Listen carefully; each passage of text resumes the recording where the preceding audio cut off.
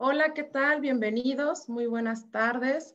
Chinoín Veterinaria y Coptin agradecen su presencia a este webinar. Ya tenemos por aquí al doctor invitado, el doctor Rafael Heredia Cárdenas. Doc, ya puedes encender tu cámara y tu micrófono, por favor. Y bueno, ahorita voy a hacer una pequeña presentación del doctor y de todo su trabajo. Doctor, bienvenido. Buenas tardes, ¿cómo estás, Jessy? Muy bien, gracias. Qué gusto tenerte por acá y verte tan sano. Un gusto para mí estar con ustedes de nuevo.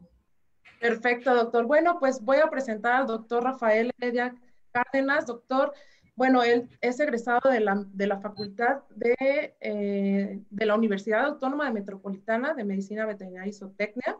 Tiene una maestría en Ciencias Agropecuarias por la Universidad Autónoma Metropolitana, un doctorado en Ciencias Agropecuarias y Recursos Naturales por la Universidad Autónoma del Estado de México.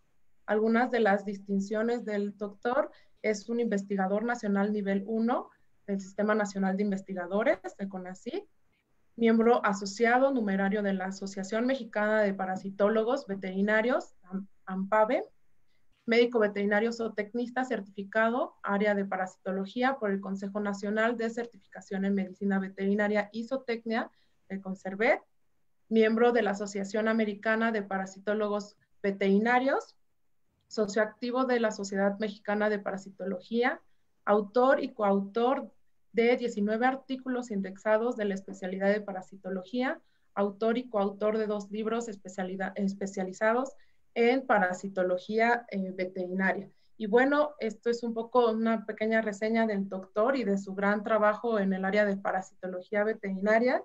Y bueno, nada más comentarles que la sección de preguntas y respuestas las vamos a dejar al final, por favor, ya cuando el médico termine su presentación. Y bueno, doctor Rafa, bienvenido y adelante. Bueno, muchas gracias por la presentación.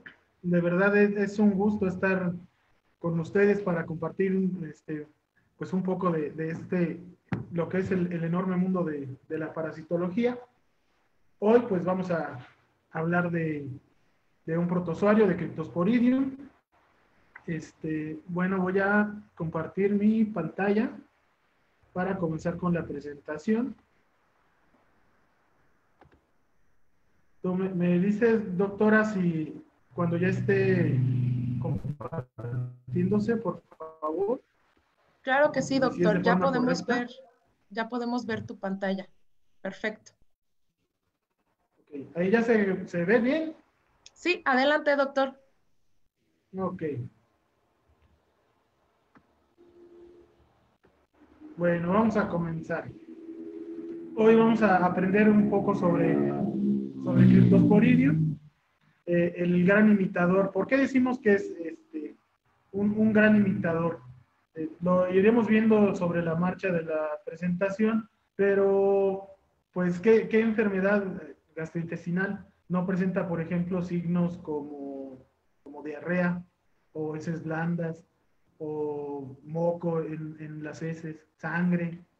Entonces, nos topamos con pacientes gastroentéricos todos los días y con signos que son realmente inespecíficos, ¿no? De aquí viene que pues es a veces complicado el diagnosticar este protozoario. Bueno, ya que vamos a aprender de Cryptosporidium, pues ¿qué sabemos? ¿Qué sabemos de él? En estos tipo de formato en el webinar, pues no podemos retroalimentarnos, no podemos compartir. A mí siempre me gusta preguntarles mucho cuando estamos en este tipo de pláticas, y pues yo les preguntaría, ¿qué sabemos, no? Por ahí si pueden escribir en el chat, ¿qué saben de Cryptosporidium? ¿Qué han visto ustedes en su práctica diaria? ¿Qué vieron en la escuela? ¿Qué han leído en revistas? ¿Qué han visto en otros webinars, por ejemplo, no? Entonces, ¿qué sabemos? Sabemos que es un protozoario, que son protozoarios, y, y pues ¿qué características tienen los protozoarios? Esa manera de ir recordando lo que ya sabemos, ¿no? y para los que son estudiantes y demás, pues para pues ir aprendiendo más sobre este tipo de microorganismos. ¿Qué características tienen? Bueno, pues son microscópicos, quiere decir que no los podemos ver a simple vista. Por ejemplo, si hablamos de otro tipo de parásitos, como podría ser los nemátodos, los huevos, no los podemos ver a simple vista, necesitamos un microscopio, una herramienta para poderlos ver. Pero, por ejemplo, los adultos de nemátodos o de céstodos, sí podemos verlos de repente en las heces de manera macroscópica. En el caso de los protozoarios, pues no los vamos a ver jamás, ¿no? Jamás se van a ver en heces. Necesitamos observarlos mediante alguna herramienta. En este caso, un microscopio. ¿Cuál tenemos a la mano muchas veces en la clínica? Y si no lo tenemos, pues hay que ahorrar y hay que comprarse uno. Pues es un microscopio de campo claro, compuesto. Con eso podemos observar este protozoario, que aunque es muy pequeñito, mediante el microscopio y algunas técnicas de tinción, podemos observarlos. ¿Sale? Entonces, son microscópicos, son unicelulares, nos habla igualmente de tamaño, ¿no? Son muy pequeñitos y pues son aparentemente simples, ¿no? En esta imagen es una animación de un oquiste de Cryptosporidium. Más adelante vamos a hablar más de ellos. Los oquistes pues son las formas de resistencia en el ambiente y son mediante las que se infectan los hospedadores. ¿Sale?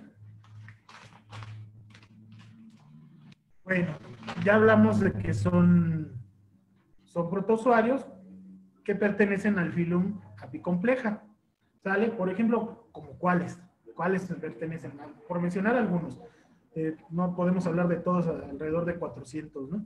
Estamos hablando de los más comunes, toxoplasma. Yo creo que todos lo han escuchado. Incluso les ha tocado tratar pacientes, ¿no? Que vemos en la imagen del lado izquierdo, en el ángulo superior izquierdo, podemos ver ahí oquistes de toxoplasma.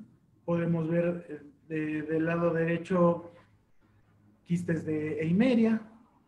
En el ángulo inferior izquierdo, no, bueno, sí, izquierdo, podemos ver, por ejemplo, un oquiste de cistizospora, que también es muy, muy común en la práctica diaria, sobre todo cuando nos empezamos a meter un poco más a utilizar el microscopio, a hacer microscopía, a utilizarlo cotidianamente, pues empezamos a ver este tipo de parásitos de forma muy, muy cotidiana en la clínica. Ciclospora, por ejemplo, es otro protozoario, ¿no? Y son del mismo filo. Para irnos dando una idea. Otra cosa bien, bien importante de Cryptosporidium, pues que es zoonosis, ¿no? Zoonosis, a mí me gusta hablar mucho de parásitos, pero sobre todo los que son zoonóticos y los que son problemas de salud pública. Entonces, en este caso, tenemos ahí el mapita, si lo pueden ver, es un mapa de distribución de Cryptosporidium que encontré por ahí en una publicación en internet, y si se fijan, pues está todo morado, ¿no? O sea, Cryptosporidium tiene distribución mundial, está en todos lados, y es un problema de salud pública. Sale aquí, lo menciono como zoonosis, pero en el caso específico de cripto se puede pasar, sí, de los animales al humano, pero también se puede pasar del humano a los animales, una antropozoonosis, puede pasar de humano a humano y de animal a animal, ¿sale? Entonces tenemos todas las combinaciones. Entonces esto lo hace que sea de una distribución amplia, ¿no? Siempre va a haber un factor que es el clima, y a los parásitos en general, climas con determinada humedad, con mayor humedad o con mayor temperatura, siempre va a ser el ambiente propicio para el agente etiológico. Pero pues nos encontramos que muchos parásitos necesitan esta condición y muchos otros no. Muchos pueden tener las condiciones óptimas y pueden tener condiciones adversas y aún así mantener su ciclo y aún así tener prevalencias en lugares que realmente sería complicado que tuviera. Especies, bueno, de cripto, estamos hablando de al menos 10 que están descritas. Por ejemplo, Cryptosporidium bailey, andersoni, felis, ya se imaginan cuál es el hospedador, Meleagridis, muris, nasorum, parvum, que afecta mucho al humano, pero también a perros y gatos y también al ganado, Saurophyllum, serpentis y Groairi. Y estamos hablando que las infecciones por Cryptosporidium están descritas en al menos 152 especies de mamíferos. ¿Sale? Estamos hablando que puede parasitar a la mayoría, ¿no?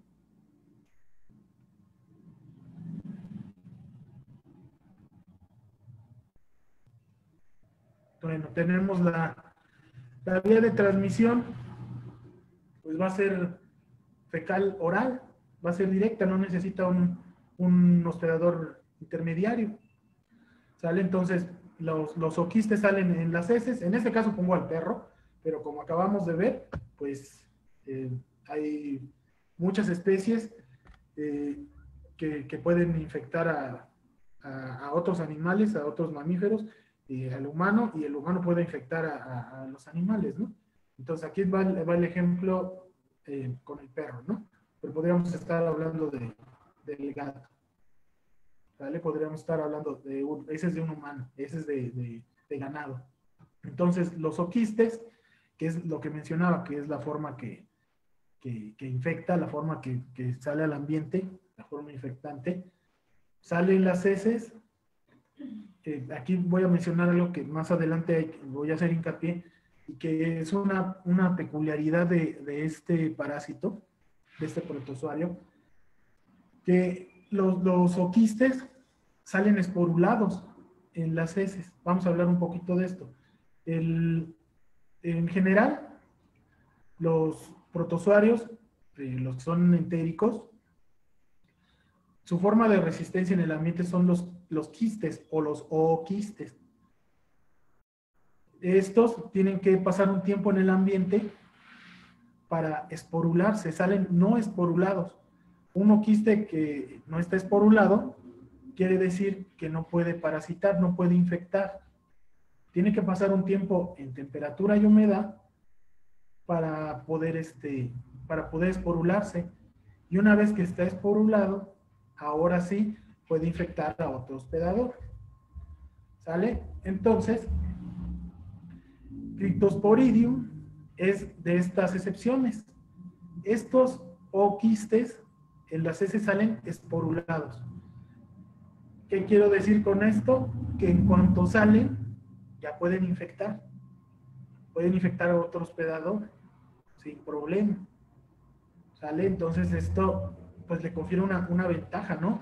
Tiene una velocidad de infección pues muy rápida. No tiene que pasar, por ejemplo, si no hubiera condiciones óptimas, pues tiene que pasar 5 días en el ambiente, ¿no? Para esporularse, si no hay mucho calor o no hay mucha humedad. En el caso de inmediatamente puede esporular. Por ejemplo, si habláramos del género Eimeria. Las Eimerias, en 12 horas ya se esporula en el ambiente un oquiste. En las heces sale este oquiste sin esporular. En el ambiente se esporula. ¿Sale? Necesita un tiempo para volverse infectivo. Cripto no. Cripto, en el momento que sale, ya puede infectar. ¿Sale? Entonces, salen oquistes esporulados, pueden contaminar agua, y ahí como vemos en la imagen, pues llega otro hospedador que a lo mejor estaba sano y pues ya se infectó. ¿Sale? Puede ser a través del agua, puede ser a través de los alimentos. Tenemos ahí, por ejemplo, la imagen de un gatito que tiene un roedor en la boca. Entonces pensemos que ese roedor estuviera infectado con Cryptosporidium. Y entonces en su intestino va a haber oquistes que van a estar esporulados. Y entonces podría infectar a ese felino. ¿Sale? Entonces puede entrar por el agua, puede entrar por alimentos. En el caso de los humanos, por ejemplo, en verduras mal lavadas, por ejemplo, en agua contaminada.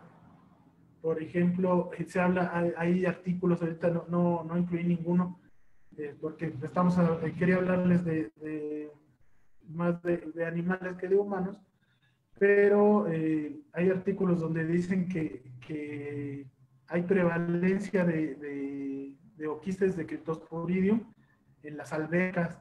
Entonces hay países donde lo consideran, por ejemplo, hay un artículo de Estados Unidos donde dice que es una infección de las albercas, ¿no? La criptosporidiosis en el humano. Entonces permanecen los oquistes en la alberca, nos echamos un chapuzón, unos tragos de agua de alberca, y pues ahí nos estamos inoculando con Cryptosporidium. Les busqué por ahí para ejemplificar un poco, ¿no? Artículos sobre prevalencia. Por ejemplo, este es un artículo de criptosporidiosis, de prevalencia de Cryptosporidium en perros, ¿sale? Si se fijan, dice que es una revisión y metaanálisis sistemático. ¿Qué quiere decir que un metaanálisis? Bueno, pues no hicieron como tal un experimento, sino que hicieron una revisión de bibliografía de un periodo de años hacia atrás, seleccionan las publicaciones sobre este tema, que en este caso es criptosporidiosis o prevalencia de Cryptosporidium en perros. Buscan artículos, en este caso encontraron más de 100 artículos, hicieron una depuración, tomaron los que tenían información que les interesaba y pues hacen un metaanálisis, ¿no? O sea, analizan toda esta información y, por ejemplo, encontraron algo bien interesante que a mí me llamó la atención y que pues me gustaría compartir con ustedes. Ellos en este metaanálisis separaron la prevalencia, por ejemplo, de los estudios que hicieron mediante microscopía. Sale que es principalmente con lo que diagnosticamos en clínica, con el microscopio, ¿no? Con la técnica de tinción tricrómica de Kinju, hacemos metatinción y pues hacemos microscopía y hacemos diagnóstico. Entonces ellos encontraron más o menos ahí en un rango entre el 5 y 11% de los estudios de prevalencia con microscopía. ¿Sale? Entre el 5 y el 11%. En promedio, el 8% de prevalencia diagnosticada por microscopía en heces de perros. Luego, en los estudios que habían hecho el diagnóstico mediante coproantígenos, hubo en todos estos estudios que revisaron del 4 al 10% de prevalencia mediante coproantígenos, ¿vale? Con una media del 7%. Entonces, si nos fijamos, a mí sí se me hizo muy interesante, es muy cercano, ¿no? Entre el 8% y el 7% de coproantígenos contra microscopía, es bastante cercano. No estamos hablando de repente que haya muchos, que los médicos den muchos falsos positivos por microscopía, ¿vale? Que estuviera sobreestimada, ¿no? Un 20%, 30% por microscopía. No, está muy cerca. Diagnóstico molecular, obviamente es más específico y, pues, por obvias razones, pues el porcentaje fue menor de prevalencia, ¿sale? Es más sensible, es más específico. Entonces, por diagnóstico molecular ellos encontraron entre el 4, el 9% y una media del 6%. Aún así, si nos fijamos, pues no está muy alejado, ¿no? El 8, el 7 y el 6%.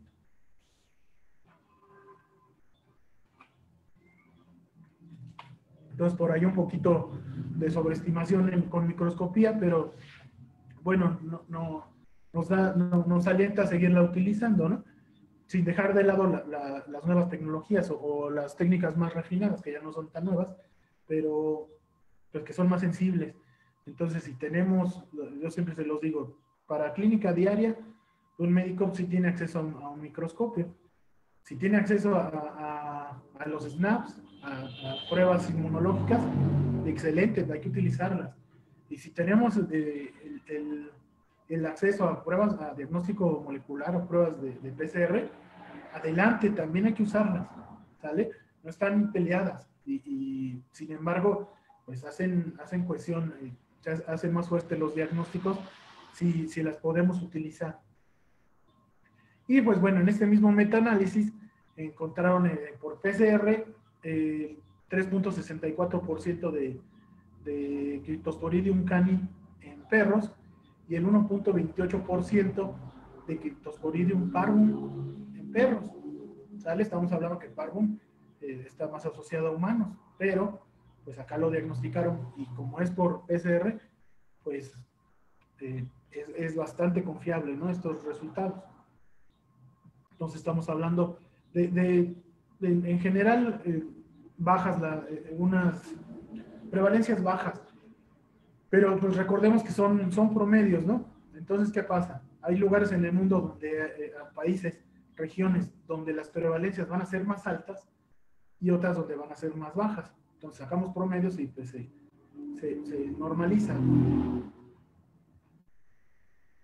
Pero no deja de ser alarmante. Por ejemplo, encontré este otro que también fue con diagnóstico molecular, que este fue en Japón, y encontraron por diagnóstico molecular en un criadero, bueno, un criadero de perros de criadero, en más de 300 muestras, encontraron prevalencia del 21%. Entonces es lo que les decía, no puede haber lugares donde la prevalencia sea muy alta y lugares donde la prevalencia sea un poco más baja.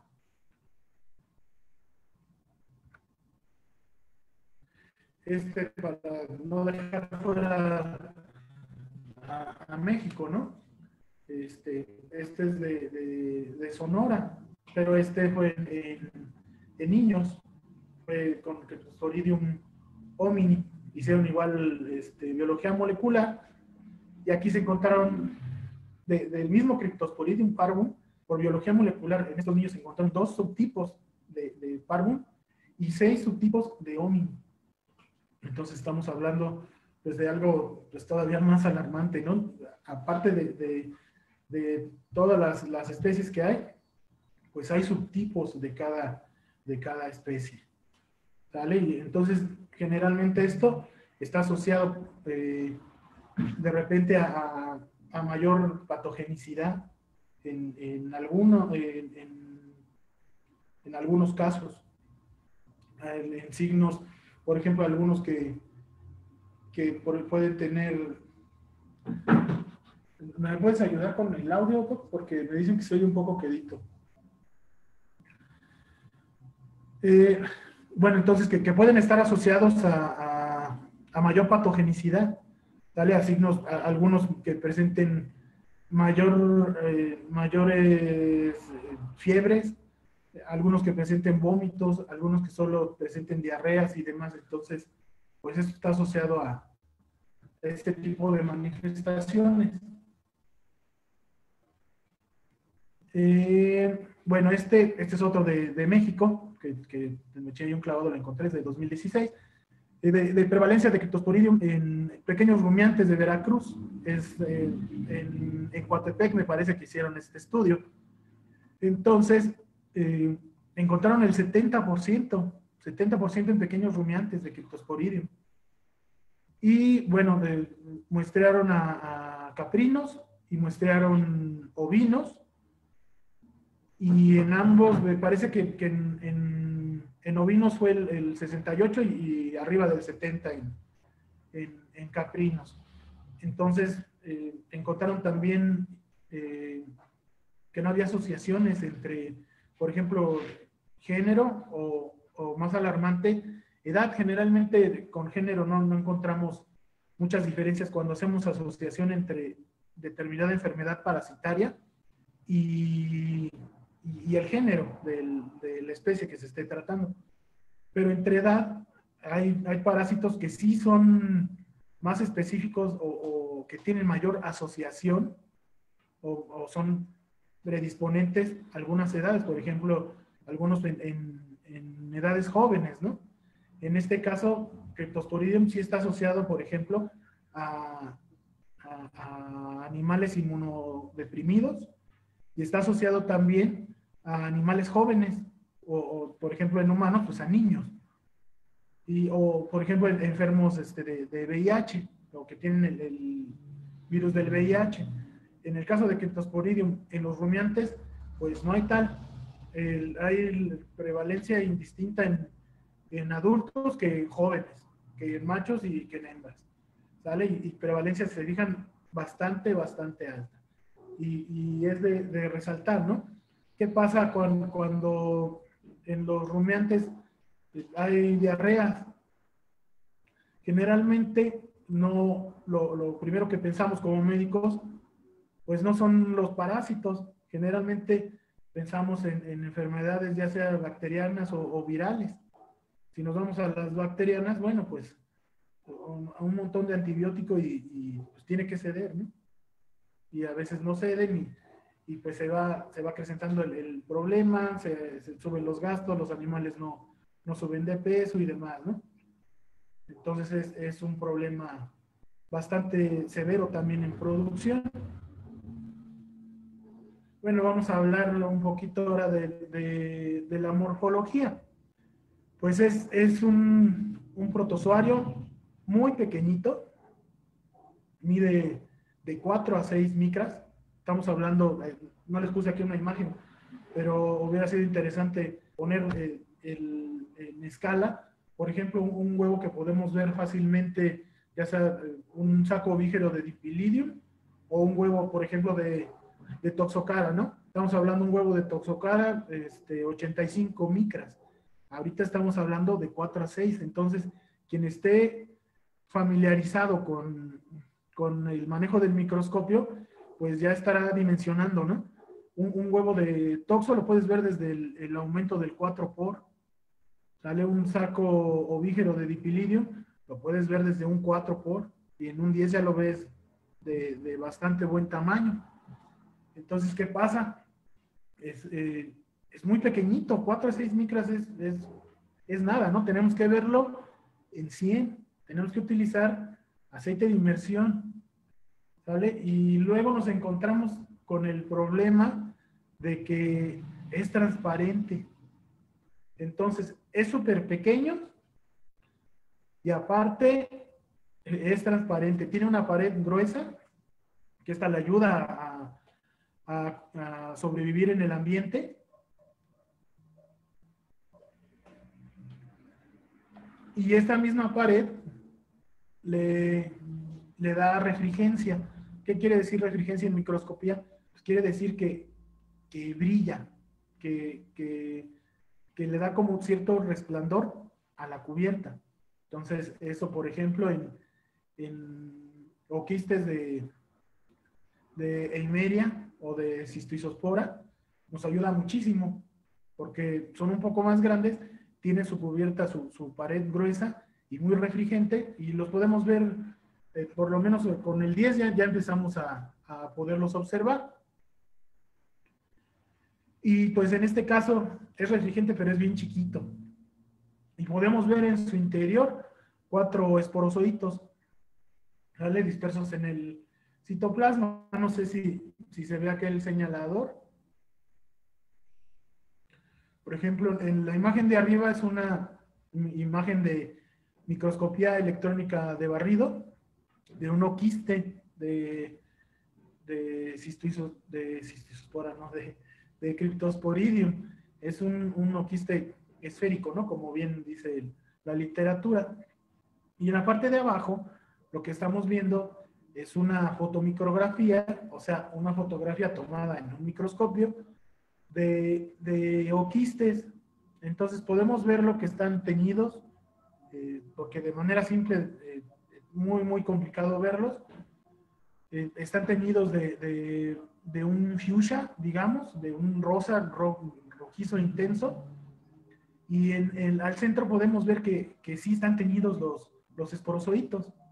¿Sale? Son larguitos, son como si fueran unos plátanos. ¿Sale? Esos son los que van a infectar. Cuando los vemos así, quiere decir que están esporulados.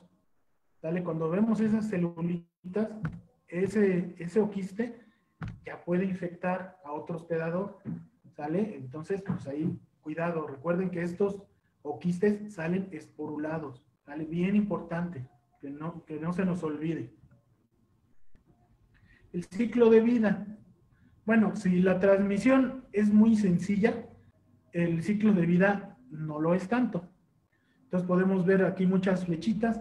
Empezamos del lado donde dice ciclo de vida. Y entonces el oquiste, como es tan pequeñito, puede ser ingerido o puede ser inhalado.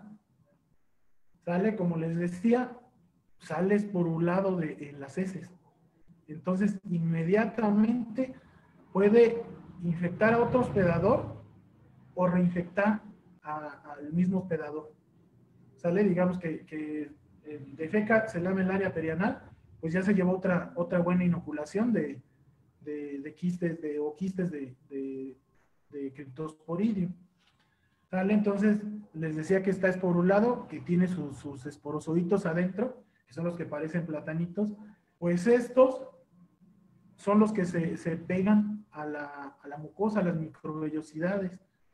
Y entonces se meten no al citoplasma de la célula, se quedan en la membrana, pero no por fuera, en la membrana interna, sin entrar al citoplasma. Y entonces ahí, ¿qué pasa? Ahí se empiezan se forma una vacuola, así como podemos ver ahí en la imagen. No sé si se ve el puntero, pero aquí se los voy a poner. Se forma una vacuola, y ahí, ¿qué pasa? Se va a transformar a meronte tipo 2. Entonces, ¿qué va a pasar? Ese esporozoito, dentro de su vacuola, se va a dividir. ¿Sale? Entonces, de ese meronte tipo 2, se van a liberar otros merozoitos. ¿Sale? Causándole, por supuesto, atrofia a esas microvellosidades. ¿Sale? Entonces, se libera el merozoito y tiene de dos. Se regresa a otra microvellosidad y forma otra vacuola parasitófora, y digamos que le da otra vuelta, se vuelve a multiplicar, y ahora sí puede pasar a ser un meronte tipo 2. ¿Sale? Este meronte tipo 2 va a liberar merozoitos, que son esos que los vemos igual alargados, y aquí sí, la anterior división era asexual, esta ya es sexual.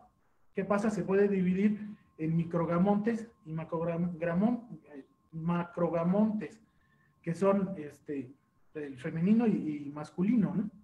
Y entonces aquí sí, se forma el cigoto, y pasa algo también bien interesante. No todos los oquistes que se formen del cigoto van a salir al exterior. Aquí hay otra vez de dos. Uno, se forma un oquiste que tiene una pared delgada. Y ojo, recuerden que estos oquistes ya están esporulados dentro del intestino. Entonces, al estar esporulado y tener una pared delgada, esta pared se rompe y vuelve a infectar otras microvellosidades. ¿Sale? Sin salir al ambiente, y está autoinfectando. Ni siquiera tocó el ambiente. ¿Sale? Y entonces hay autoinfección. Mencionan, leí en un artículo que decían la dosis mínima para presentar signos de criptosporidiosis. Dicen que con un solo oquiste puede desencadenar toda la enfermedad. ¿Por qué? Por este mecanismo que estamos viendo. Hay una multiplicación exponencial en las microvellosidades. Y entonces, cuando estamos en meronte tipo 1, ese puede liberar los merozoitos y en vez de seguir su evolución, volverse cigoto y salir al ambiente, no, regresan a las microvellosidades, infectan otras microvellosidades y pueden formar otros merontes, ¿sale? Entonces tienen un crecimiento exponencial en el intestino y entonces el daño a la mucosa pues es tremenda, ¿no? Las microvellosidades se atrofian. Entonces, la siguiente vía, la autoinfección, al estar esporulados y tener capa delgada. La otra es quistes que tienen pared gruesa y están esporulados, se van al ambiente. Pero están esporulados. Si los vuelve a ingerir por acicalamiento el hospedador, olvídense. Se sigue reinfectando por esas dos vías. Y tiene la facilidad de infectar otros hospedadores, ¿vale? Entonces, es de forma muy rápida, pero es un ciclo, digamos, un poco complejo, pero que hace que con una carga muy baja parasitaria ingerida, se tengan una parasitosis severa, con manifestación de signos clínicos. Entonces, muy, muy importante. Como vemos en la imagen del lado izquierdo, a ver, se las voy a señalar, a ver, no sé si se ve el cursor, Sí, pero aquí vemos, ¿no? Salen esporulados, ¿sale? Entonces, bien, bien importante, eso no se nos debe olvidar. No necesitan pasar tiempo en el ambiente para infectar otro hospedador.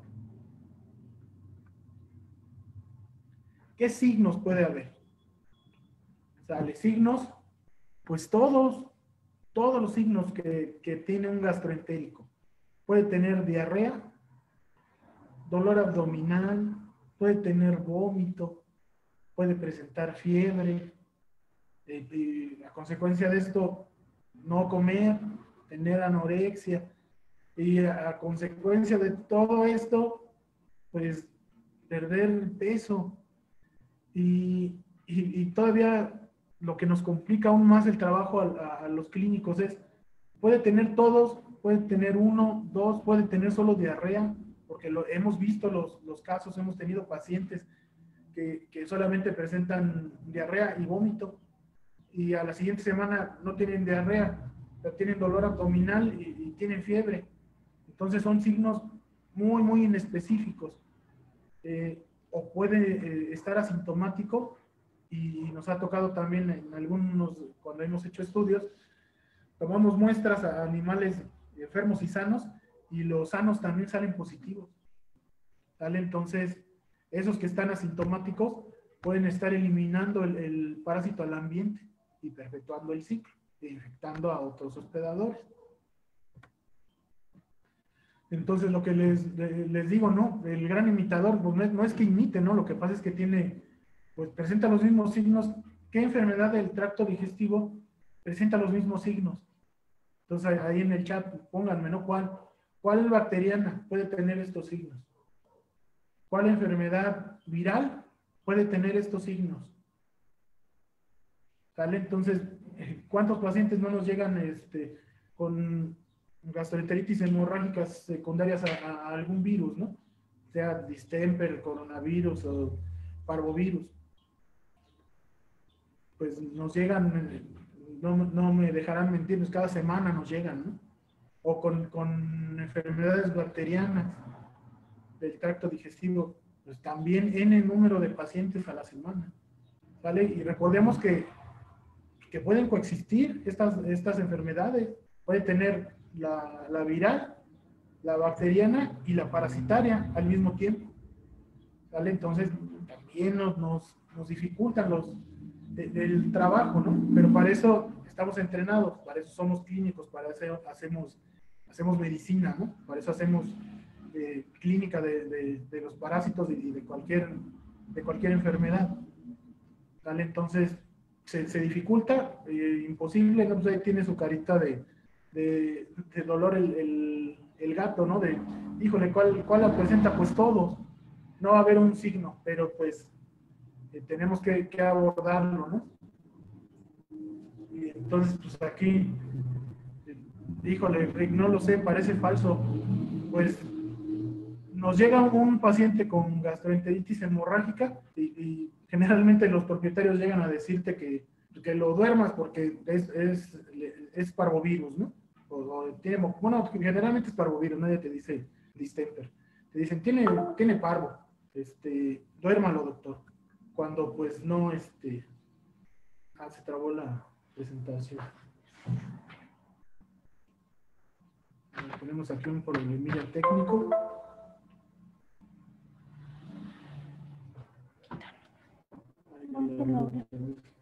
La vuelvo a abrir. A ver, permítanme un momentito.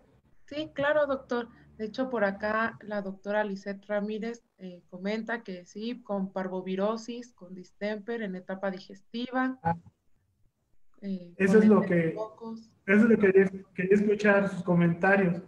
O sea, pues, ¿con qué patología? Con todas, ¿no? Con las gastroentericas, todas. Así es. Aquí está.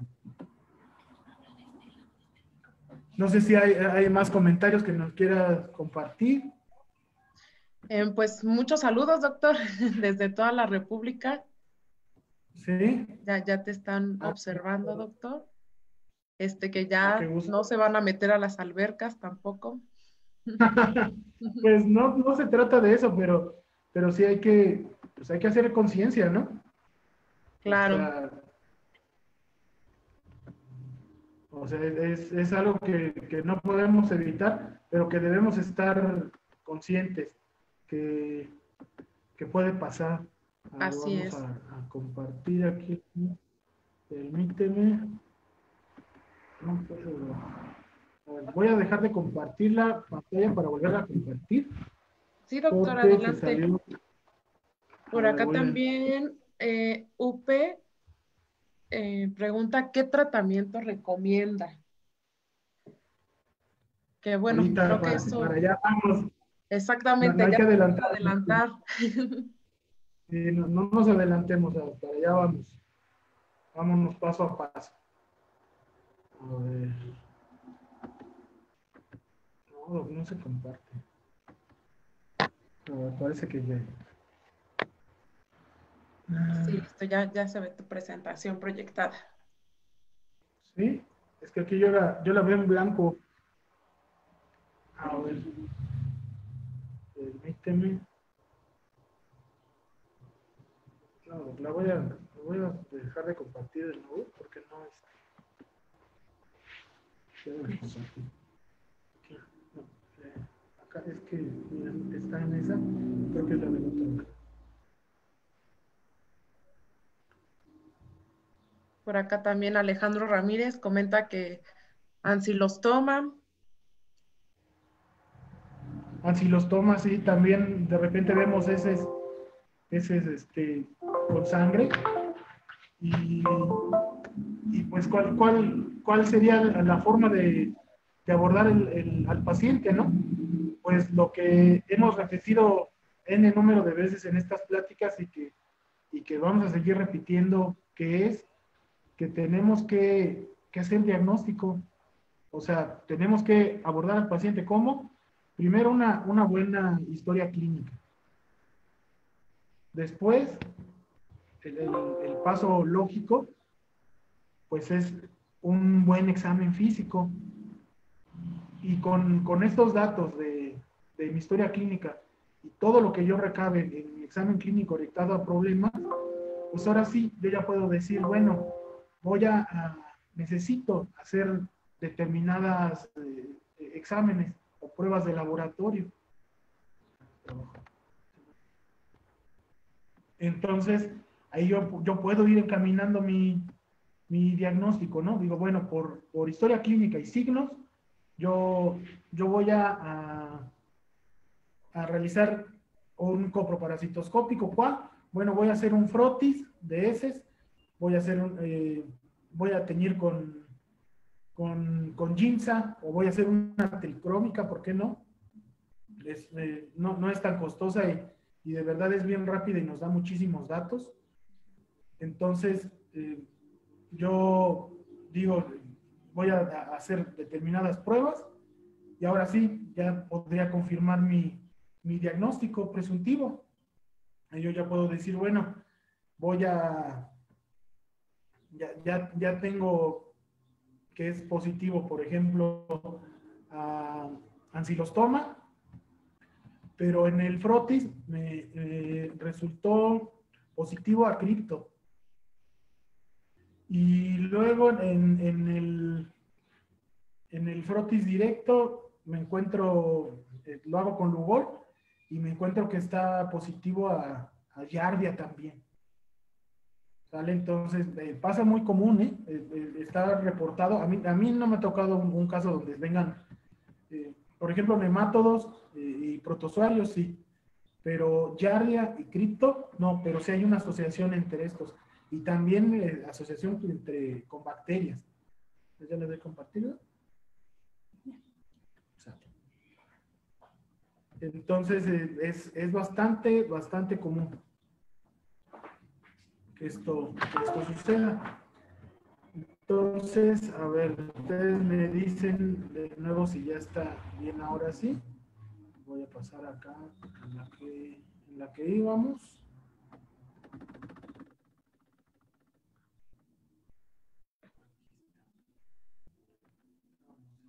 Rick, ahí está. ¿Estamos? Bueno, pues ¿qué pasa? Les voy a platicar un poco de esto que ya veníamos hablando. Pueden ver ahí la imagen del lado derecho, ¿no? Parece que es orina, pero no, es diarrea. ¿Vale? Es una diarrea completamente líquida y la vemos ahí un poquito teñida de amarillo. Y del lado izquierdo, no sé si se ve igual la imagen, pero de mi lado izquierdo, vemos ahí un pacientito. Este pacientito se llama Bono. Ahí está saludando Bono.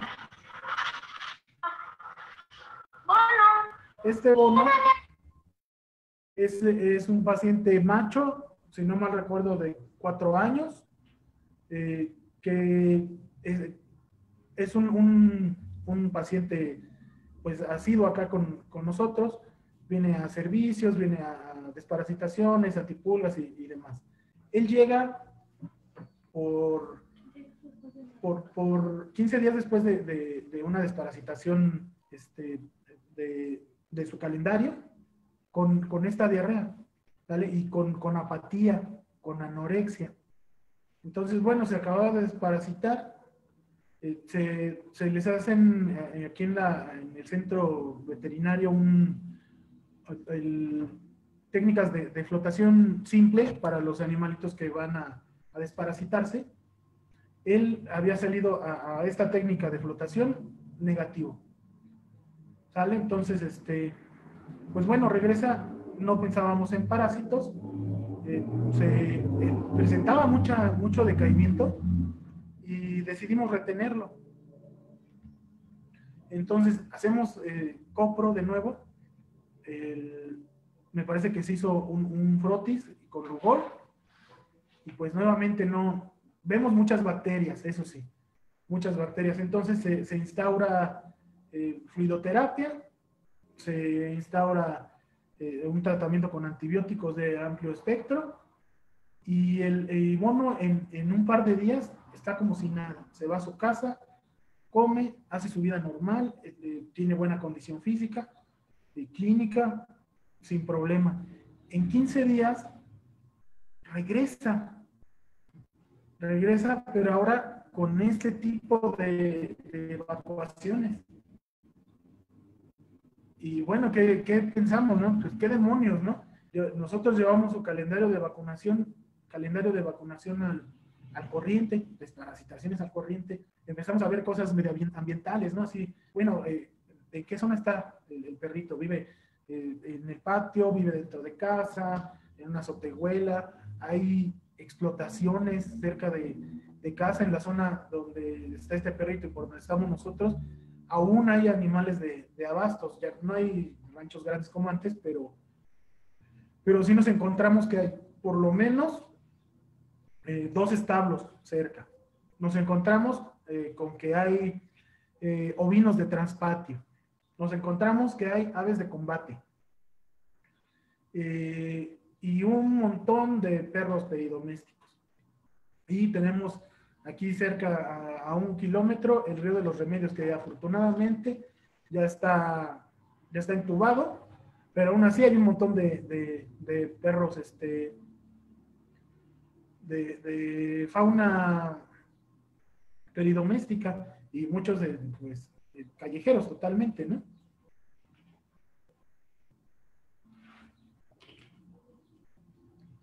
Y sus propietarios trabajan tienen un negocio en un mercado. En ese mercado, pues obviamente hay una zona donde venden vísceras, que obviamente pues, no hay la higiene necesaria. Y pues hay muchos perritos que entran y salen y les avientan las sobras de pollo, sobras de res, de hígado, de pulmón y demás.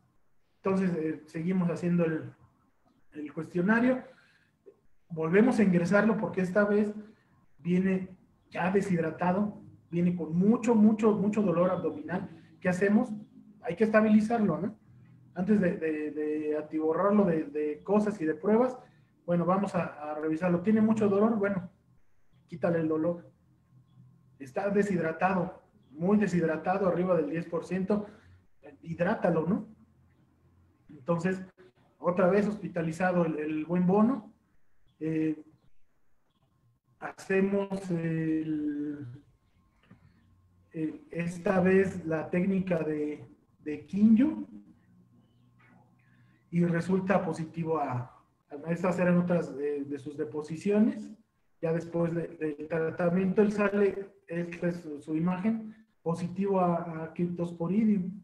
Entonces, ahora sí, una vez que ya estaba este paciente estabilizado, ya tenía terapia hídrica, ya le habíamos quitado el dolor, ya habíamos pasado antibióticos, incluso creo que tenía fiebre, habíamos quitado fiebre. Ahora sí, teníamos el diagnóstico, pues ya damos un tratamiento, instalamos un tratamiento con acitromicina, que es lo que tenemos a la mano, y siguiendo la posología, que lo aplicamos durante 10 días.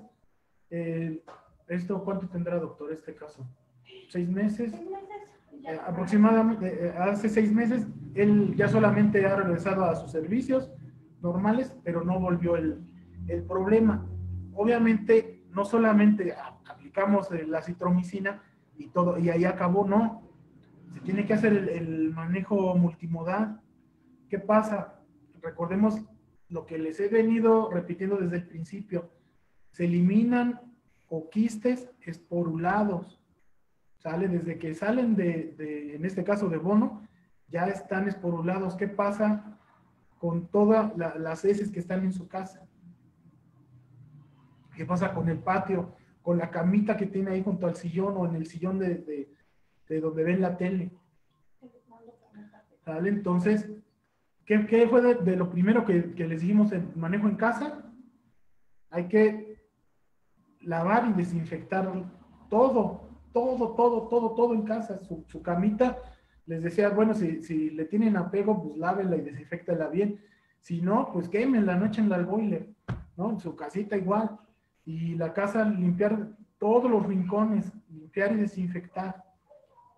¿Vale? Esa es otra. Bono, antes de irse de aquí, Bono se fue bañado. ¿Vale? Porque ¿qué pasa con esos oquistes? Cuando el paciente se siente muy mal, defeca, y todo el área perianal, no me dejarán mentir los que tienen pacientes hospitalizados, ¿qué pasa con los pacientes con gastroenteritis, con diarreas?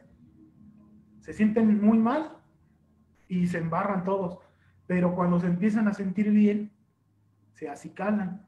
Y entonces, ¿qué pasa? Aparte de que contaminó el ambiente, pues ese pelo está contaminado, está lleno de oquistes. ¿Qué pasa? Empieza a lamerse y vamos para adentro, ¿vale? Y se vuelve a reinfectar, por eso este paciente reincidía. Entonces se manda el manejo, hacemos el manejo farmacológico, hacemos que va sobre el agente etiológico, hacemos el manejo en el paciente y luego el ambiente en casa, ¿no? ¿Vale? Y incluso a ellos les mandamos también tapete sanitario para su casa, ¿vale? Y este paciente pues ya no ha vuelto, ¿sale? Y de los dueños pues, no sabemos realmente si en algún momento ellos se habrán enfermado o algo, pero se le mandó su diagnóstico y si en algún momento lo requerían, eso lo pueden llevar con su médico humano y miren, mi perro estaba positivo a esto, ¿sale? Entonces el diagnóstico, lo que les menciono, ¿no? Lo hicimos nosotros así y es una forma sencilla y económica de hacerlo en clínica. Hay otras formas, hay coproantígeno, hay PCR. Si tienen posibilidades de hacerlo, háganlo. Si el propietario lo paga, que lo pague. Tal, eso nos ayuda a tener mejores resultados a nosotros como médicos. Pero si no, por microscopía podemos observar los oquistes. Recuerden, son muy pequeñitos, de 4 a 6 micras, en promedio 5 micras. Son muy pequeños. No se pueden ver en el microscopio en 4 por, en 10 por, hay que irnos a 40 y 100. Específicamente yo me voy a 100 si sospecho de esto. ¿Sale? Porque no se ven y aparte hay que teñir, son transparentes, recuérdenlo. Pues no los vamos a ver en una flotación simple, va a ser bien complicado que los lleguemos a ver. ¿Vale? No digo que sea imposible, a lo mejor ya con muchos años de experiencia y un muy buen microscopio, podemos ver la cubierta refringente y verlos, ¿no? Lo mismo sucede con Giardia. Si no ponemos Lugol, es bien difícil poderlos ver. ¿Sale? Pero hay veces que podemos de repente identificarlos sin Lugol, pero ya a través de años y años y años de ver copos. ¿Sale? Entonces, la tinción es la Sil-Nielsen modificada o la técnica tricrómica de Kinju. ¿Sale? Esa la venden tal cual, vienen 3 frasquitos con sus tinciones, 2 tinciones, un ácido, y con eso hacen diagnóstico. Y obviamente su microscopio. Entonces, lo que les decía, bueno, ya lo diagnostiqué, ¿vale? Ya hice mi historia clínica, yo ya descarté, bueno, ya le hice un SNAP para descartar parvo, distemper o corona. Bueno, ya salió negativo a eso. Seguí todo mi protocolo, revisé súper bien a mi paciente, hago los copros, sospecho de protozoarios. Bueno, hago tinciones, hago una con Lugol y hago un frotis para Kinju. ¿Vale? Y ahí, pues ya puedo tener mi diagnóstico. Está diagnosticado, ¿qué necesita mi paciente? ¿Qué es lo primerito que necesita?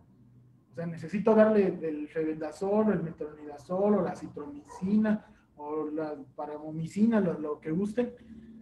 Primero lo tengo que estabilizar, ¿no?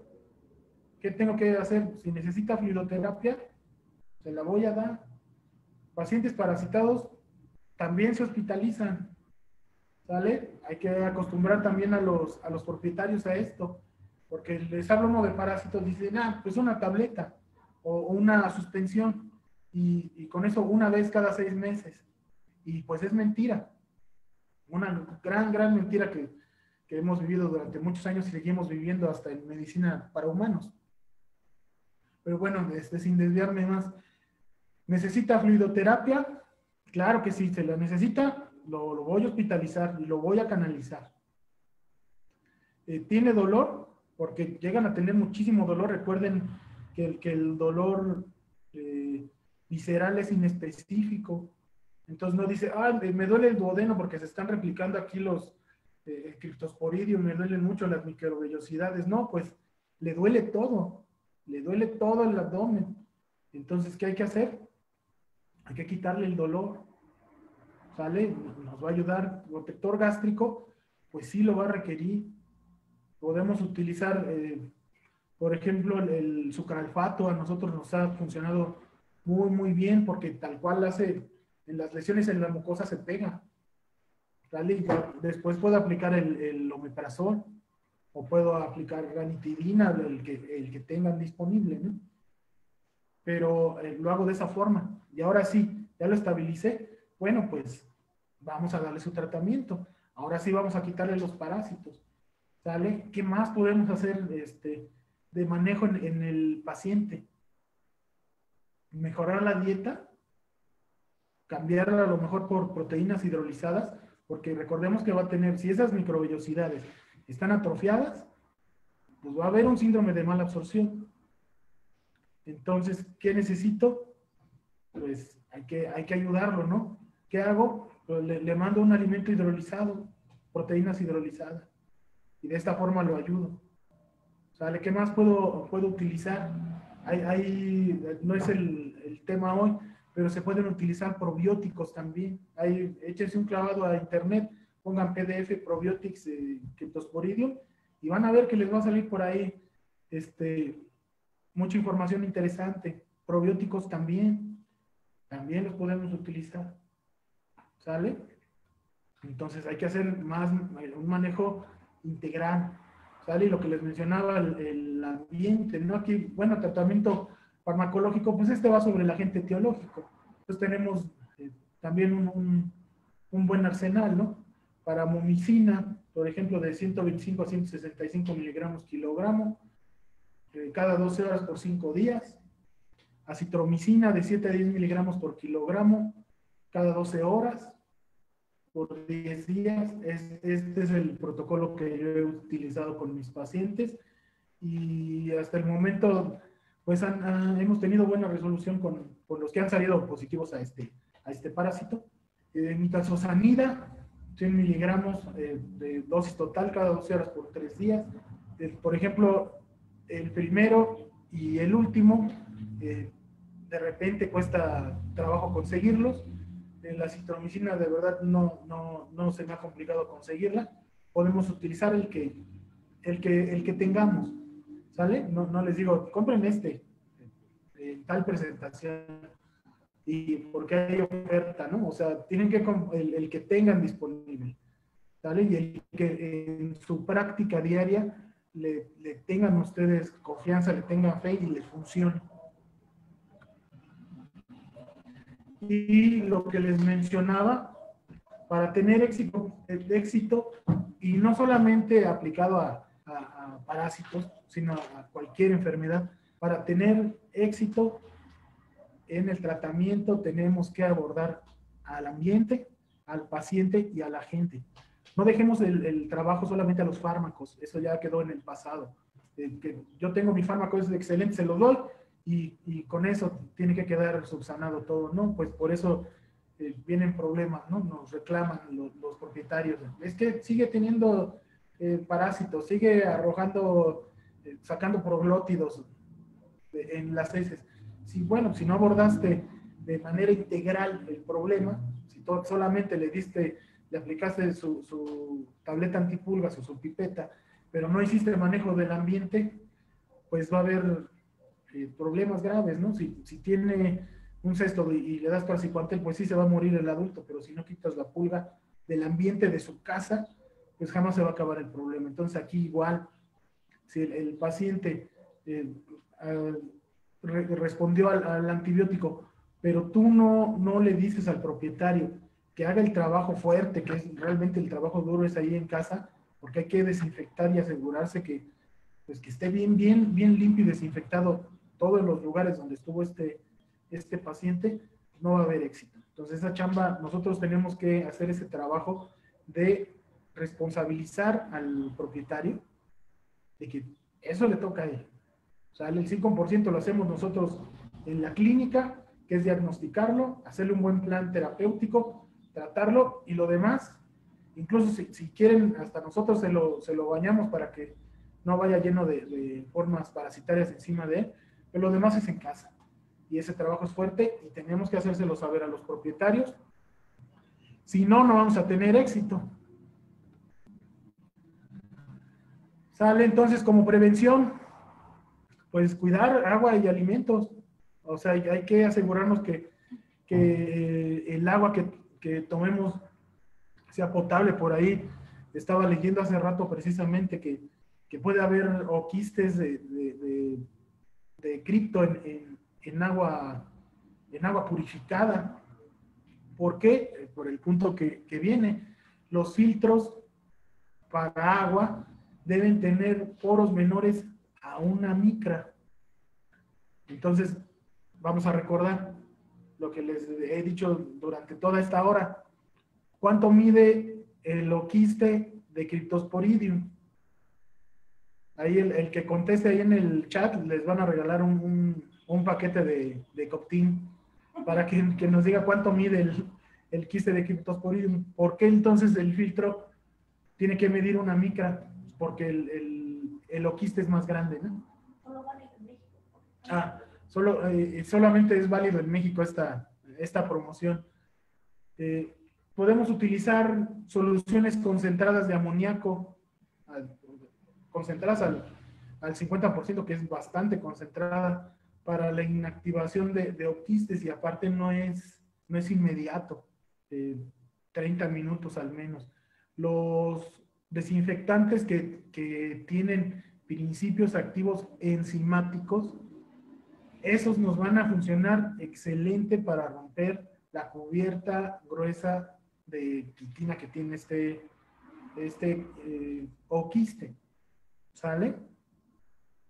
Limpieza, desinfección de camas de los perros, de gatos, areneros de los gatos, lugares en que deambulan las mascotas. Es bien difícil, ¿no? Porque a veces el perro y el gato andan, suben a la cama, entran a la cocina, se suben a los sillones, entonces se complica, ¿no? Pero hay que hacerlo.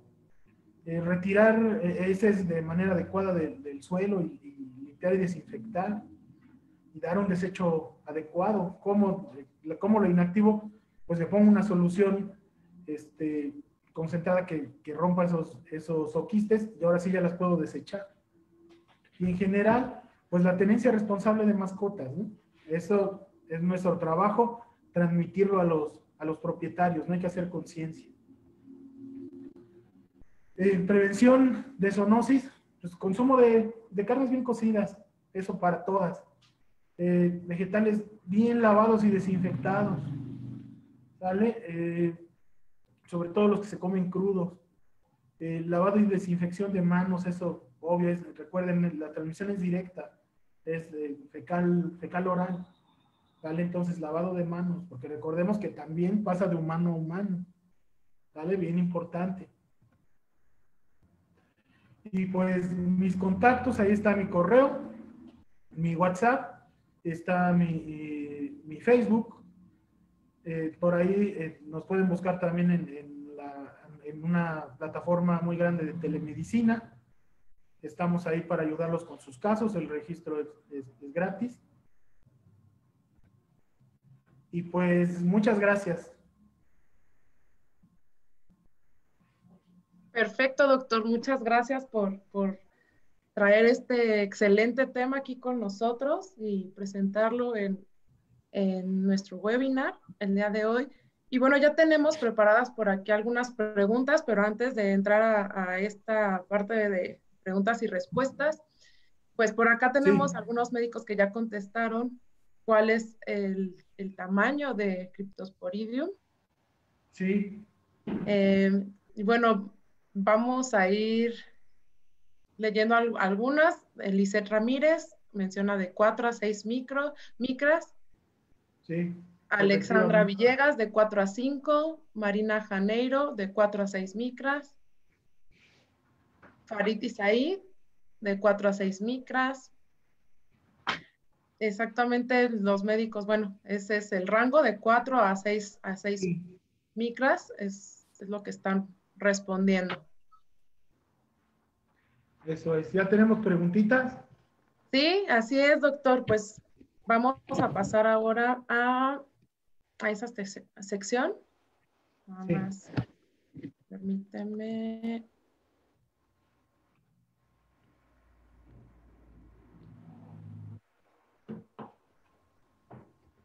Perfecto.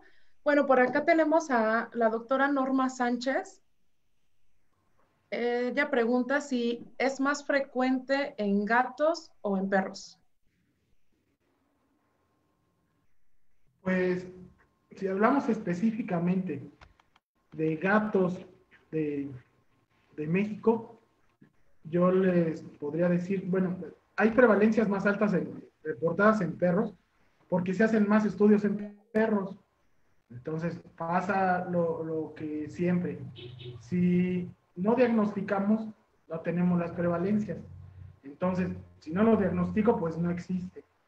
Y entonces, por ejemplo, en el Proyecto Nacional de Gatos, que yo creo que la mayoría estuvieron enterados, pues que ya se culminó en diciembre, pues la prevalencia de cripto en gatos fue arriba del 50%. Entonces estamos hablando de una prevalencia muy alta en gatos de México. Cuando pues Así es. no, digamos que no es una parasitosis como que muy difundida, ¿no? Y cuando nos empezamos a meter en esto de diagnosticarla, nos damos cuenta que sí es bien común. Que está presente. Aquí en el laboratorio nosotros, cuando no teníamos la técnica tricrómica de Kinju, no teníamos pacientes positivos a cripto y desde que la instauramos empezamos a tener pacientes positivos. ¿Vale? Entonces, depende si lo empezamos a buscar, aquí en México hay un dicho en parasitología, el parásito que busques, aquí lo vas a encontrar. Entonces vienen del extranjero a buscar parásitos aquí. ¿Sale? Así como hay mucha, la gastronomía es muy amplia, la fauna, los parásitos también, tenemos de todo. Empezamos a buscarle y los encontramos. Entonces, cripto en felinos, arriba del 50%, en México los datos más actuales. Ok, muchas gracias por compartir esta interesante información, doctor. Por acá tenemos otra pregunta de Daisy Pantoja. ¿En la diarrea en animales se presenta con alguna característica en específico?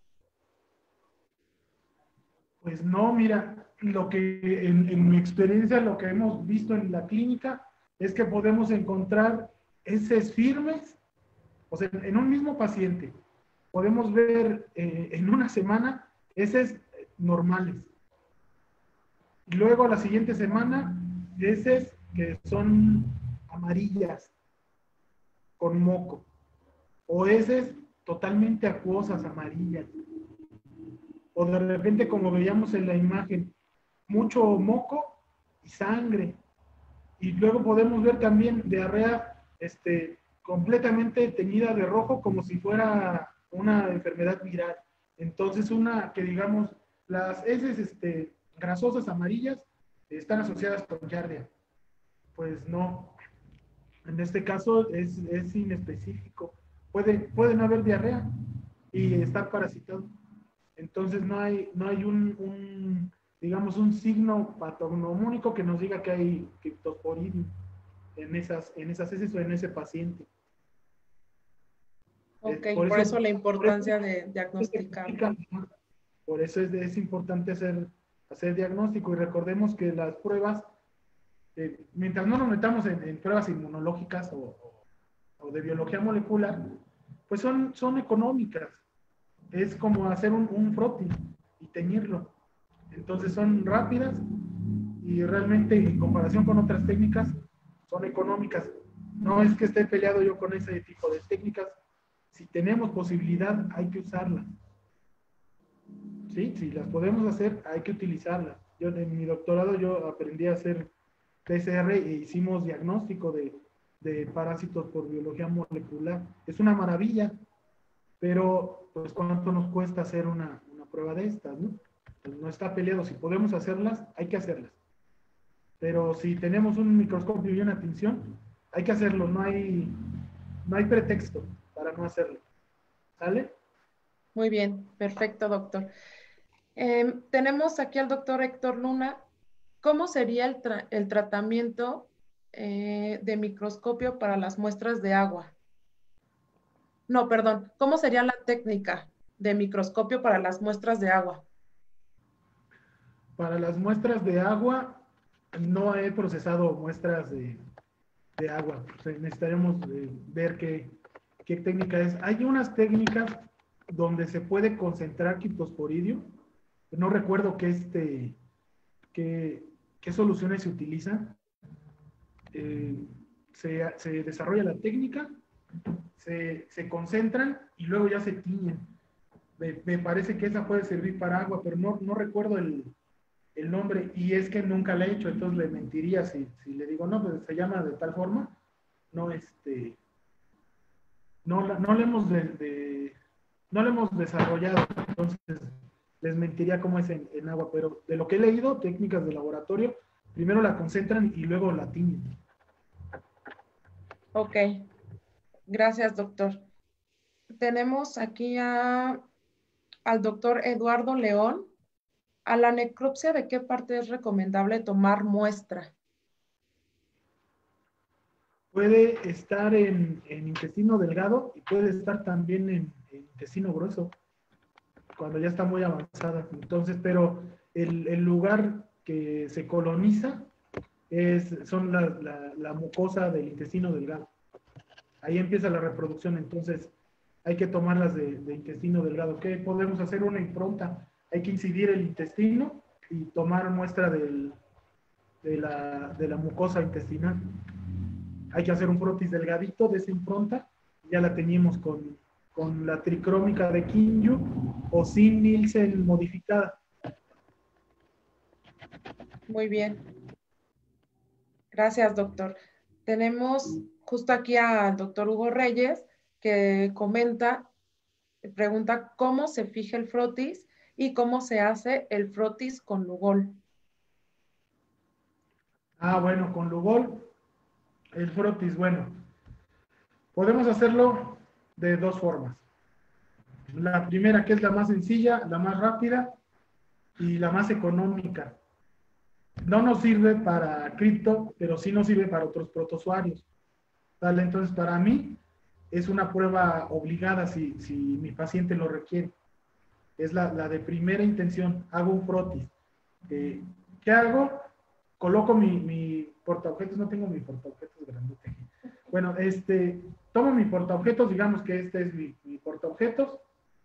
Voy a colocar una gota de Lugol en un extremo, una gota de solución salina fisiológica en el otro extremo, de suero de las bachitas que le sobran siempre a los médicos. La ponemos en el otro extremo. Vamos a tomar con un aplicador de madera, ya sea un palillo o los de brochetas o un aplicador tal cual, una muestra pequeñita, pequeñita, como del tamaño de una semilla pequeña. Y lo vamos a poner del lado de la solución salina fisiológica. Y vamos a batir, a suspender, a homogenizar, hasta que se desbarate completamente la muestra. Ya que se desbarató, o si tiene partes muy gruesas, yo las voy a retirar con la misma punta del aplicador, porque si yo no las retiro, cuando pongo mi cubreobjetos, este montaje no va a bajar. ¿Sale? Entonces, si quito lo más grueso, pongo mi cubreobjetos y por capilaridad se va a extender y voy a poder revisar todo ese campo. Y del otro lado, donde está mi gota de Lugol, voy a hacer lo mismo. Tomo una muestra pequeñita y la voy a homogenizar hasta que se desbarate completamente en el Lugol. Vale, quito lo más grueso, partículas más gruesas, detritos, fibras y demás. Pongo mi cubreobjetos y por capilaridad se debe de extender. Entonces, esta muestra, así como se los platiqué, yo ya la puedo observar. La paso al microscopio y ya la puedo observar. ¿Sale? Esa sería una. La otra forma es, tomo un aplicador, aquí sí el palillo se dificulta más, uno de los que son redondos tipo brocheta, meto el aplicador, lo embebo bien en la muestra y voy a tomar mi portaobjetos y lo voy a deslizar, que quede delgadito. ¿Vale? Y lo seco al ambiente y ya lo puedo teñir. ¿Vale? Cuando hacemos sin Nielsen podemos hacer un cuadrito pequeño, bien delgadito, y ahí ya podemos teñir. ¿Vale? Se puede fijar al ambiente o se puede fijar con encendedor así rápido, ¿sale? Sin quemar lo que huela a quemado. ¿Sale? Pongo mi tinción y adelante, puedo hacer diagnóstico. Esas son las dos formas las que yo utilizo. Este mismo frotis, que les digo así delgadito, me sirve, por ejemplo, para teñir igual con Bright o teñir con Giemsa, ¿sale? O la que tenga, incluso con azul de metileno, lo que tengamos a la mano, con Deep Quick. Entonces, hacemos un frotis delgadito, podemos usar cualquier tinción, ¿sale? Hablando de frotis de heces. Perfecto. De hecho, otra de las preguntas que teníamos por acá era el doctor Ernesto García y pregunta si sirve la tinción de Sil-Nielsen para el diagnóstico de Cryptosporidium. La Sil-Nielsen modificada sí sirve para Cryptosporidium. La diferencia es que Sil-Nielsen es en caliente y Kinju es en frío, ¿sale? Pero sí sirve. Muy ¿Sale? bien, Con eso gracias. hacemos el... Sí. Perfecto, doctor. Por acá tenemos a Lucy Roset. Buenas tardes. Aunque no sea el tema, es relevante la presencia de prototeca en gran cantidad en un copro directo en un paciente con diarrea crónica. No entendí bien la pregunta. ¿Cómo fue? Eh, es- la doctora pregunta si es relevante la Sí. presencia de prototeca en gran cantidad en un copro directo en un paciente con diarrea crónica. Es que el término prototeca ese no lo conozco. No sé si sea de Ah, otro médico, algo no de lo, hecho sí, sí, más prototeca bien, misionalmente es así como un acervo de protozoarios, ¿no? Pero ajá, exactamente, de algas. no, no entiendo el término. Pero la siguiente parte, bueno, lo que sigue de la pregunta, ¿qué es? ¿En qué tipo de paciente o qué es la presencia de protozoarios? Ajá, como tal de prototeca en gran cantidad en un copro directo en un paciente que tiene diarrea crónica. No entiendo bien a qué se refiere con esa parte de prototeca. A lo mejor si se refiere a comensales y tiene diarrea crónica, hay que buscarle por otro lado. Había que ver alimentación, había que ver presencia de bacterias, presencia de levaduras o de otro origen.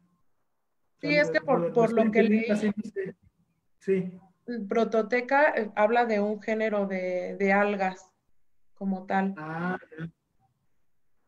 pues deberíamos revisar si esas algas están asociadas a diarrea crónica, porque si no tienen importancia diagnóstica, pues no va por ahí. Si tiene diarrea crónica, habría que buscar el origen a lo mejor de la dieta y la historia que tenga este paciente con enfermedades de este tipo, así de protozoarios.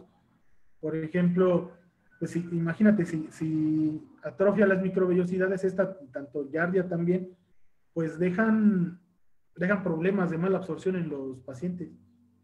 Entonces habría que checar más allá de solo la muestra, la importancia de la historia clínica, ¿no? Hay que ver qué hay atrás, luego qué hay en mi paciente y luego qué hay dentro de mi paciente.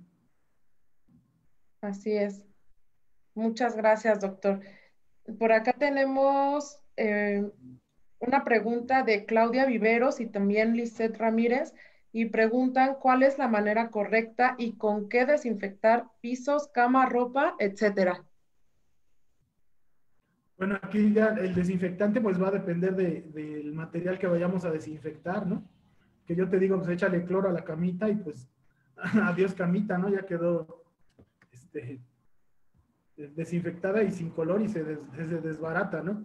Entonces sí va a depender de los materiales a desinfectar, pero por ejemplo, lo que les mencionaba, desinfectantes enzimáticos, por ejemplo, yo no he visto que dañen mucho, por ejemplo, las telas.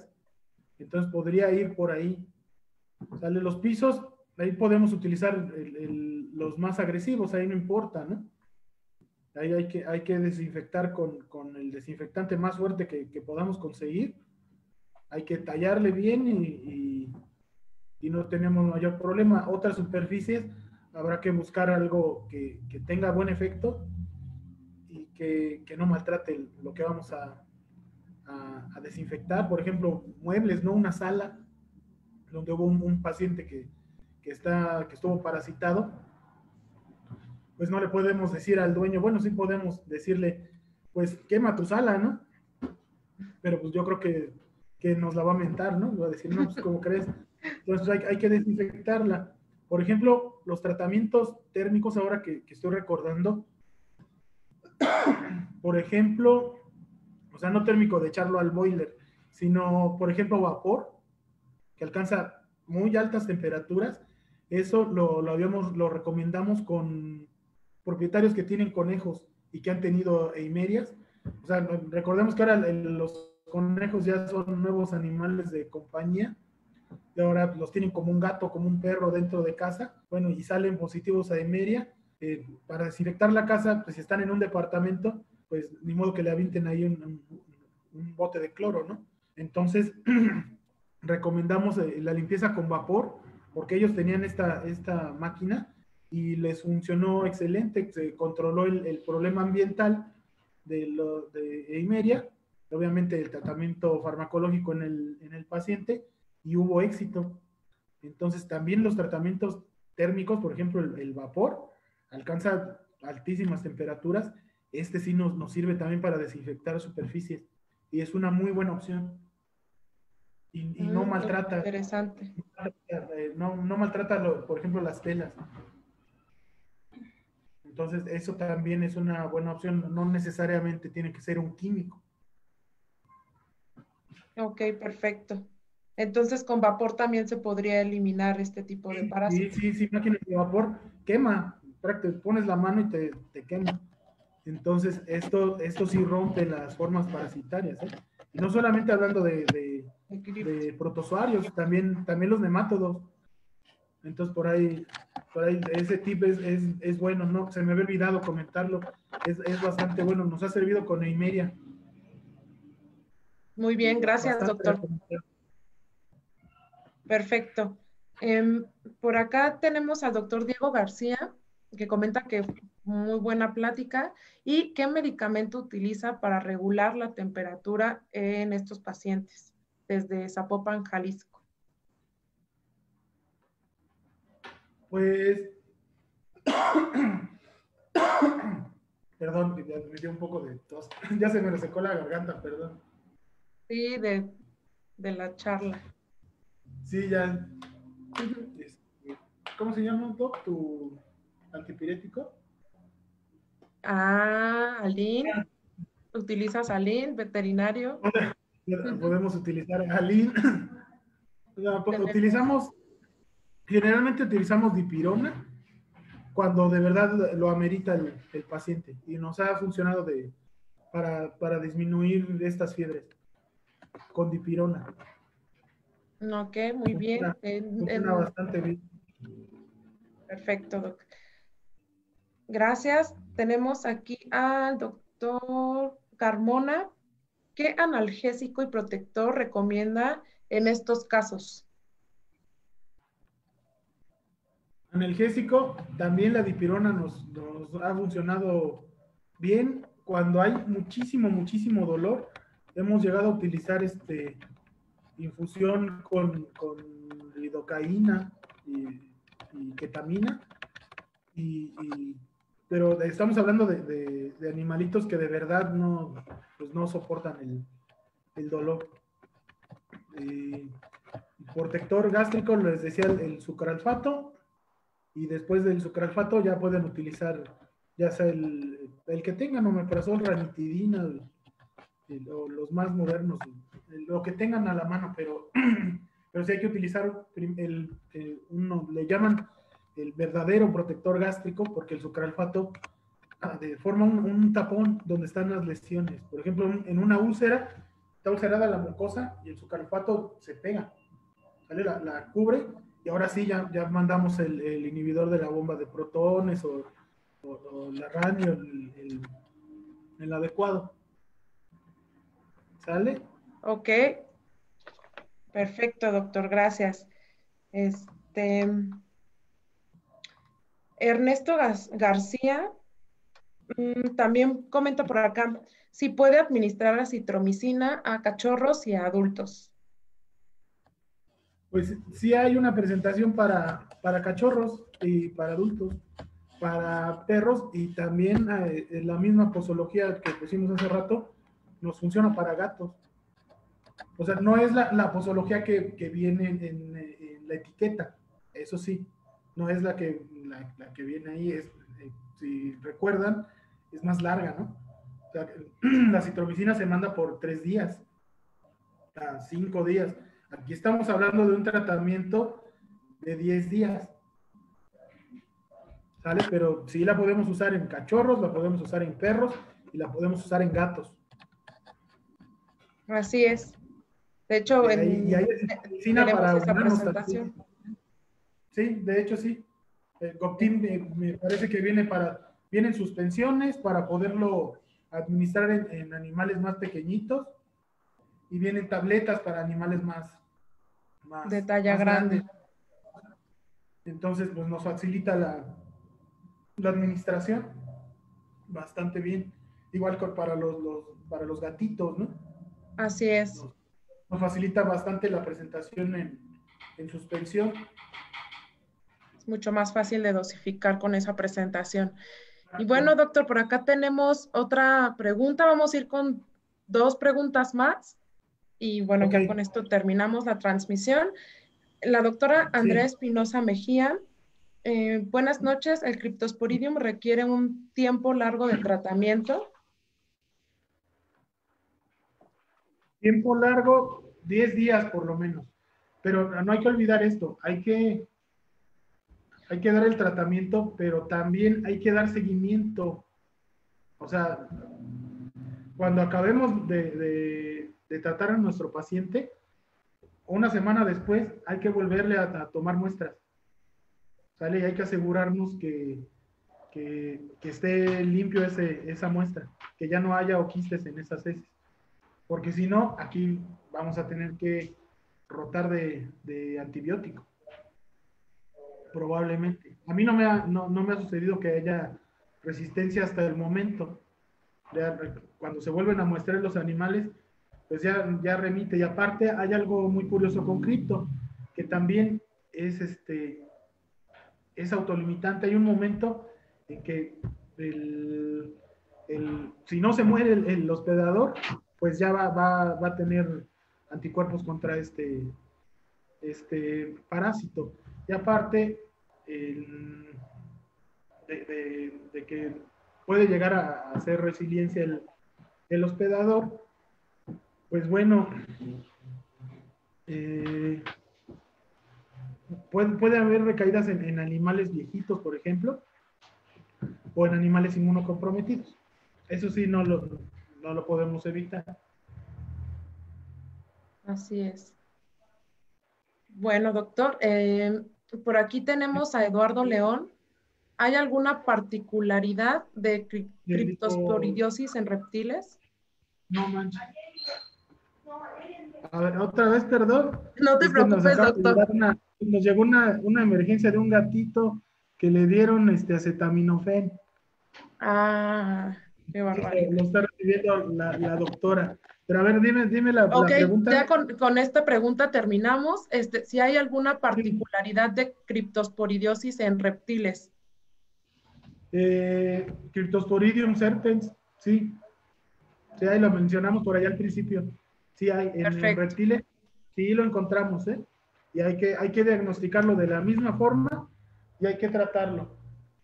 Perfecto, doctor. Y bueno, nada más preguntarte si has ocupado Severin inyectable, Severin suspensión o tabletas para el Sí, tratamiento para analgesia y sí, antipirético en estos pacientes. para, para antipirético hemos utilizado el Severin inyectable. Muy Y bien, para analgesia, el Severin, para el que viene en tableta, para perro grande, también nos ha funcionado bastante bien. muy bien. Pues, doctor, y muchas gracias por estar con nosotros el día de hoy Gracias a y ustedes. compartir todo tu conocimiento. Gracias a ustedes por el espacio. No, siempre es un placer tenerte con nosotros y estar platicando contigo. Y gracias a todos los asistentes del día de hoy, les recordamos que pueden encontrar Severin inyectable, Severin tabletas y suspensión con su representante médico en las diferentes distribuidoras con las que trabajamos, al igual que Coptin, que es la citromicina en suspensión o en tabletas, que básicamente también el doctor habló de estos tratamientos. Y pues muchas gracias por estar con nosotros. Recuerden que mañana y el día jueves tenemos otros dos webinars y pues los esperamos también. Doctor, muchas gracias, un gusto, que estés muy bien, cuídense mucho Gracias a ustedes, cuídense mucho. y mucho éxito con el gatito que les acaba de llegar. Sí, ya les platico cómo nos fue. Sí, claro que sí, que estén muy bien, buenas noches, Buenas noches. hasta luego.